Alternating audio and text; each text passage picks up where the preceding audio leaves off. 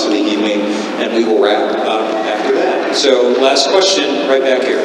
Thank you. I'd like to say first that I appreciate the stance on healthcare, as my mother also passed away from not having healthcare. She was self-employed, single mom, did daycare in the home. She was 62 from stage 4 breast cancer, so I appreciate the healthcare. I more than appreciate the environment being a central issue, because obviously without the earth, none of the rest matters. So with those things in mind, I'd like to ask, as a kindergarten teacher, would Sanders support passing collective bargaining at the federal level for teachers and other public employees, as it has been stripped at state levels, such as it was here in Iowa?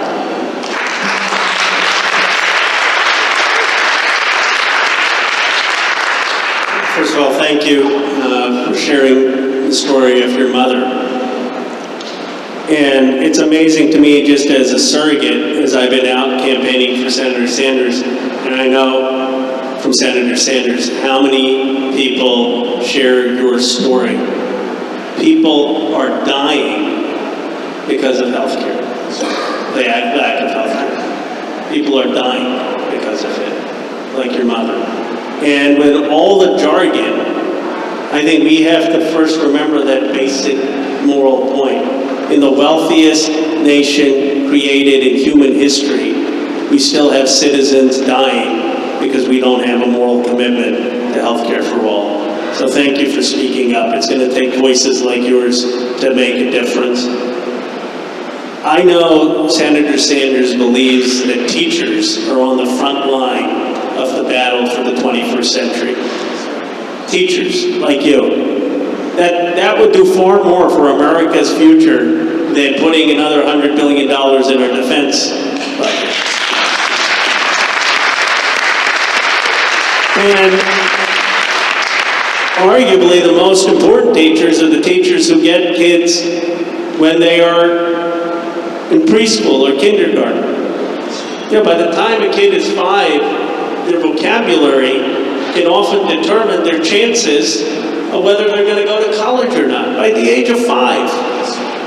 And we are so dramatically underinvested in this country in early childhood education and in the teachers who are making that possible. So I know that Senator Sanders not just believes in collective bargaining rights at a federal level for teachers, he believes we ought to treat teachers and pay teachers with the respect they deserve and with the importance they have in a society that's going to be a knowledge-based economy.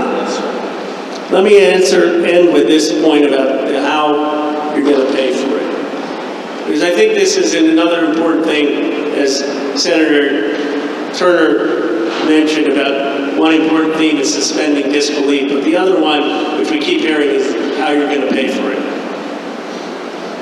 You know that China, the last time they were in war was 1979. You know how many times we've been to war since then? Any guesses? 40. You want to know how we're going to pay for it? Instead of the $6 trillion that we wasted staying 18 years in Afghanistan and going into Iraq, what if we started investing in the health care, in the education, in the infrastructure of our people? Senator Sanders on the debate said there's a reason he talked about bringing our troops home from Afghanistan. There's a reason that he talked about Vice President Biden and contrasted the vote in Iraq. Those wars have cost us far more than any other thing in these past 15 years. And then to Senator Turner's point, I mean, what about taxing corporations on their overseas profits? What about reversing the Trump tax cuts and the Bush tax cuts?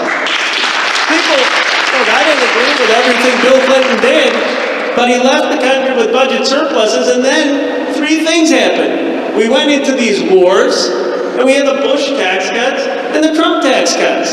And now they're asking us how we're going to pay for it? Right. Who asked those questions back in 2002? Yes. Who asked those questions in 2004?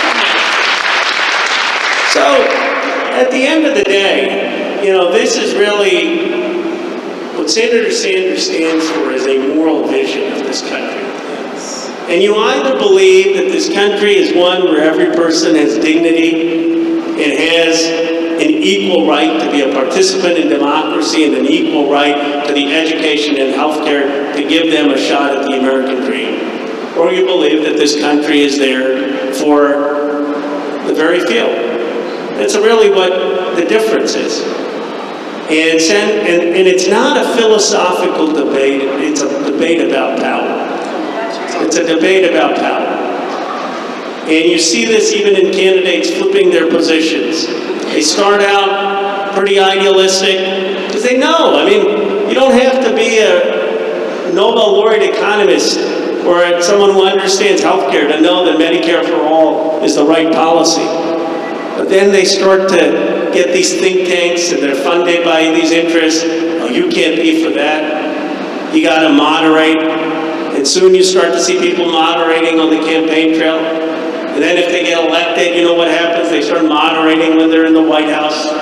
And their whole careers, it's not that they're bad people. They know what's right. It's just that the pressure, they succumb to the pressures in our society who have such a vested interest to keep the status quo. I have a lot of respect for Senator Sanders and his moral integrity, but my bet is not on him just as an individual, and that's why his campaign is not me, us. My bet is on the movement that he has built. My bet is that movement is going to stand up to the entrenched power interests and finally bring change in this country to vindicate our promise and our values. Hello, somebody.